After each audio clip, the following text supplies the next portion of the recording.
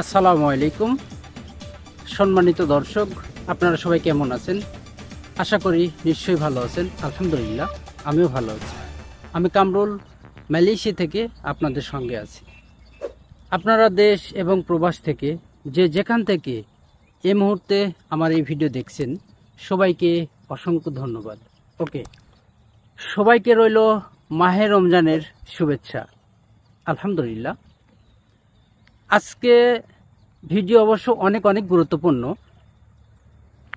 যারা বিশেষ করে মালয়েশিয়া আছেন অবৈধভাবে, তাদের জন্য। আজকে আমাদের বস টেলিফোন করে আমাদের কোম্পানিতে, আমাদের অফিসে জানিয়েছেন।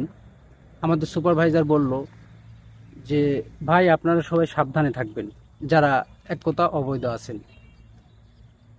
তার কারণ আমাদের কোম্পানির পাশে গতকাল রাতে পুলিশ অপারেশন দিয়েছে, ইমিগ্রেশন পুলিশ অপারেশন দিয়ে 1200 কর্মী ধরেছে, মানে একই এলাকা থেকে। এমনও কোম্পানি আছে, এক কোম্পানিতে 2000-3000, যেমন আমাদের পাশে সিমেন্ট ফ্যাক্টরিতে 2000 শ্রমিক আছে। তো এরকম এক একটা কোম্পানিতে অনেক শ্রমিক আছে। তো যাই হোক, এরকম 1200 কর্মী ধরেছে।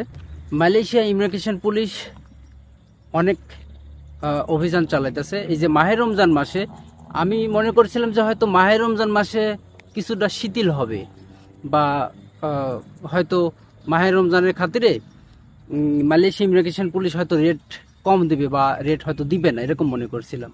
কিন্তু আমাদের পাশেই, আমাদের কোম্পানির পাশে এরকম রেট দিয়েছে। আমাদের কোম্পানি আরেকটি আছে, এটা অবশ্য সালাকের পরেই আপনার চঙ্গাইজিপু, এবং ইপুর পাশে অবশ্য কান্তান। ওইখানে অবশ্য আমাদের অনেক বাংলা আছে। আমি গিয়েছিলাম, ওখানে অবশ্য অনেক কোম্পানি আছে, অনেক আমাদের বাংলা ভাইরা কাজ করে, বাংলা মার্কেট আছে। এক কথায় যারা মালয়েশিয়া অবৈধভাবে আছেন, আপনারা সবাই একটু সাবধানে থাকবেন, সচেতন থাকবেন। আর বিশেষ করে কেউ যারা অবৈধ আছেন, রুমে না থাকাই ভালো, রুমের বাইরে থাকার চেষ্টা করবেন। রুমের বাইরে থাকলে কি আপনি পুলিশ আসলে একটু পালাতে পারবেন, বা এরকম চেষ্টা করতে পারবেন।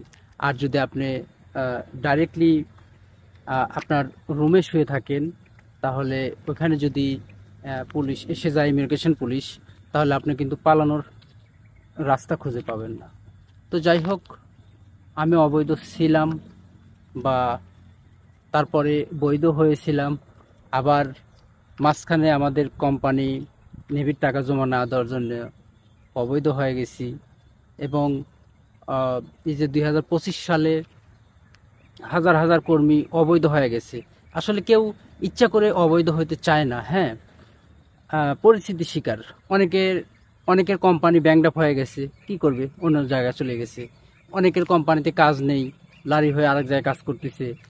আবার অনেক কোম্পানি ব্যাংকডাপ হয়ে গেছে, পাসপোর্ট হাতে দিছে কোম্পানি, অন্য জায়গায় কাজ করতেছে, সেখানে ধরা খাইছে। অন্য জায়গায় যে কাজ করার পরে ইমিগ্রেশন পুলিশের রেড দিয়েছে, ধরা খাইছে, ছাড়বে না যতক্ষণ ওই কোম্পানির বস না যাবে। হ্যাঁ, হবে। যেমন আমাদের কোম্পানিতে যারা কাজ করে, যদি কোম্পানিতে কাজ না থাকে, এই পাসপোর্ট নিয়ে অন্য জায়গায় যদি কাজ করে, ওই বসের কাছে এরকম লিখিত দিতে হবে যে আমার কোম্পানিতে কাজ নেই, আমি অমুক কোম্পানিতে আমি দিলাম। তাহলে সে একটা সুরত থাকে, বা একটা লিখিত থাকে, ওটা যদি ইমিগ্রেশনকে দেওয়া হয়, তাহলে ইমিগ্রেশন ছাড় দিবে। না ছাড়া আপনার পাসপোর্ট ভিসা থাকলেও আপনাকে ছাড় দেবে না। যদি আপনি এক কোম্পানির হয়ে, এক কোম্পানির নামে, যেমন আমাদের কোম্পানির নামে ভিসা, অন্য কোম্পানিতে কাজ করেন বা ধরা খান, তাহলে সেক্ষেত্রে সমস্যা। আর যদি রাস্তাঘাটে রোডগুলোকে ধরা পড়েন, পাসপোর্ট দেখাবেন, যদি ভিসা থাকে, বলে ইমিগ্রেশন বা পুলিশে, সাধারণ পুলিশে যদি বলে তুমি এখানে কেন, বলবে না এখানে আমি ঘুরতে আসিছি বা আমার কারণের বাসায় যাচ্ছি, এক্ষেত্রে আপনি ছাড়া পাবেন। আর যদি আপনি কাজের মধ্যে ধরা খান, তাহলে সমস্যা হবে। তো যাই হোক, প্রিয় দর্শক, আমি যে কথা বলছিলাম, যে আপনারা যারা অবৈধ আছেন সতর্কভাবে থাকবেন। কখন রেট দিবে কি হবে বলা যাবে না। হয়তো মনে করছেন আমাদের কোম্পানি তো রেট দেয় না, কখন দিবে কিভাবে দিবে বুঝতেই পারবেন না। যেমন আমাদের কোম্পানিতে এর আগে, তখন আমি অবশ্য নতুন অবস্থায় রেট দেয় দুপুরে 1 ঘন্টা লাঞ্চ টাইম, ওই সময় অবশ্য আমি রান্না করেছিলাম, 1 ঘন্টার মধ্যে রান্না হয়ে যায় খাওয়া দাওয়া। তো এর মধ্যে ইন্দোনেশিয়া আছে, ইন্দোনেশিয়ারা দৌড়াদৌড়ি করতেছিল, আমিও না বুঝে দৌড়।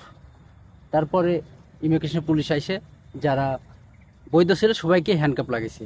পুলিশ কিন্তু কাউকে চিনে না কে বৈধ কে অবৈধ, সবাইকে হ্যান্ডকাপ লাগাবে, লাগায় তারপরে পাসপোর্ট চেক করবে যে কার পাসপোর্টে ভিসা আছে কারটাতে নাই।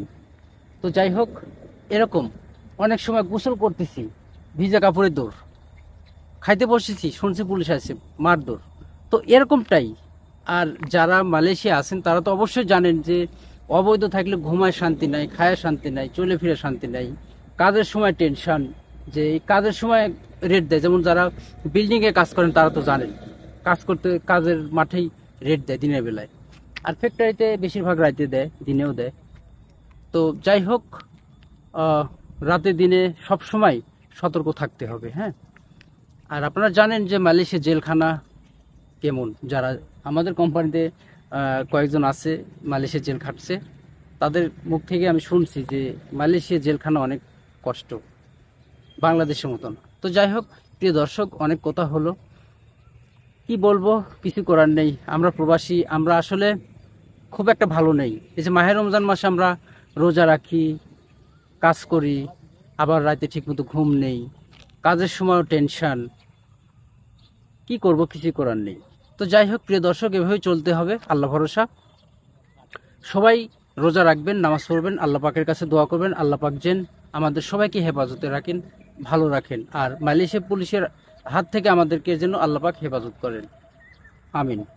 ওকে প্রিয় দর্শক, আজকের মতো এ পর্যন্ত বিদায় নিচ্ছি, আল্লাহ হাফিজ।